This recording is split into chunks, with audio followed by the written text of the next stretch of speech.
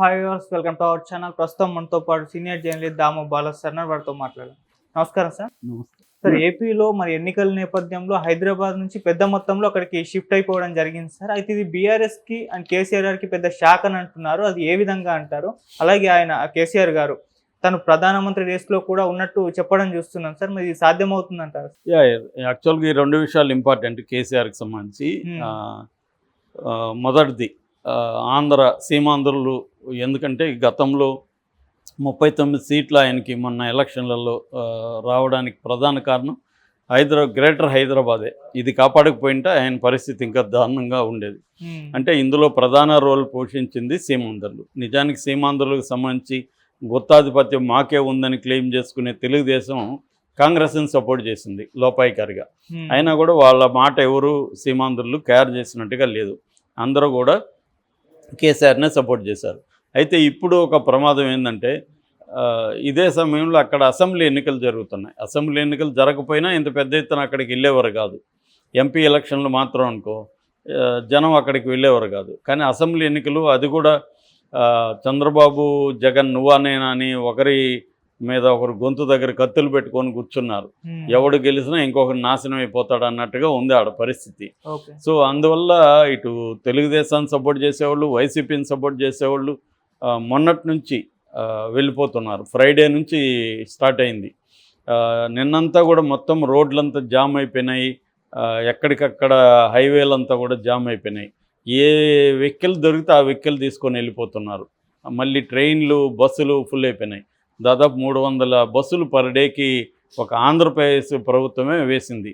ద్వారకా తిరుమలరావు ఎండి RTC ఆయన చెప్తున్నాడు, 12వ తేదీ స్పెషల్ బస్సులు, 12వ తేదీ 303 బస్సులు వేసాము, 11వ తేదీ 302 బస్సులు వేసాము, 12వ తేదీ 306 బస్సులు వేసాము అనేది ఆయన చెప్తున్నారు. బెంగళూరు నుంచి కూడా 300 స్పెషల్ బస్సులు వేసాము అని చెప్తున్నారు.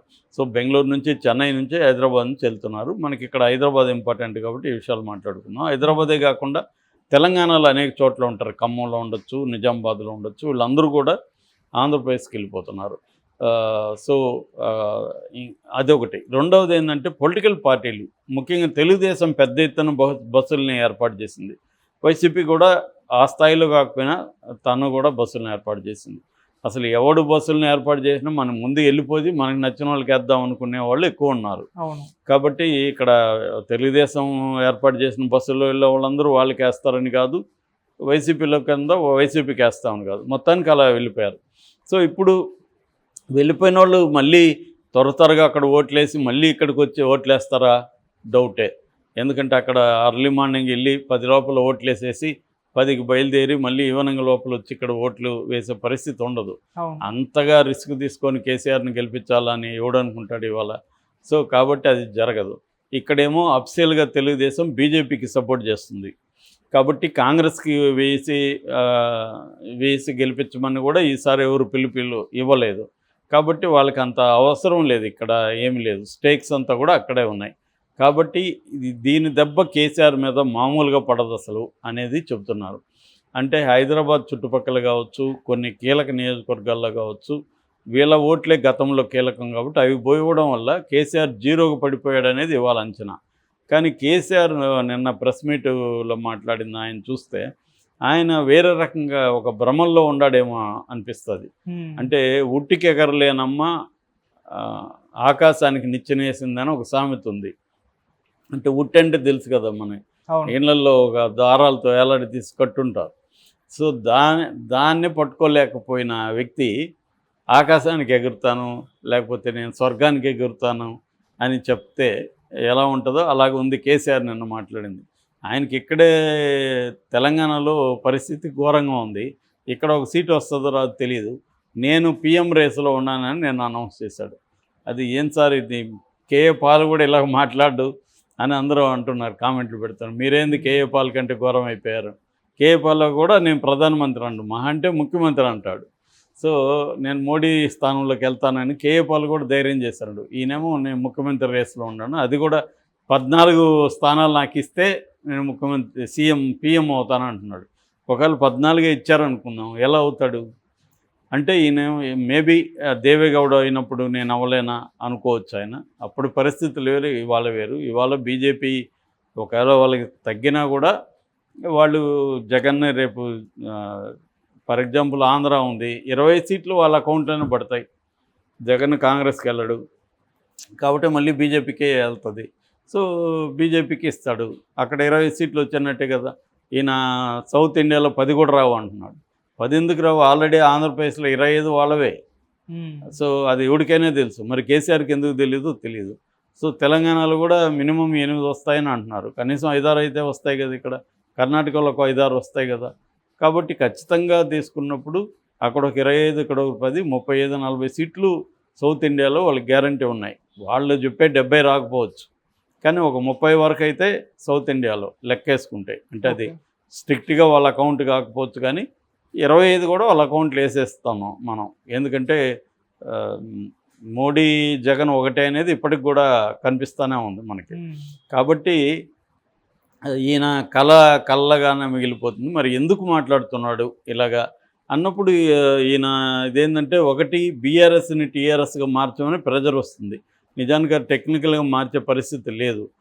రెండవది నేను బీఆర్ఎస్ఏ నేను మళ్ళీ దేశవ్యాప్తంగా చేస్తాను అని చెప్పుకోవాలి. మూడో పాయింట్ ఏంటంటే ఇక్కడ ఈ ఎలక్షన్లు అనేవి లోకల్ సమస్యల మీద జరగవు.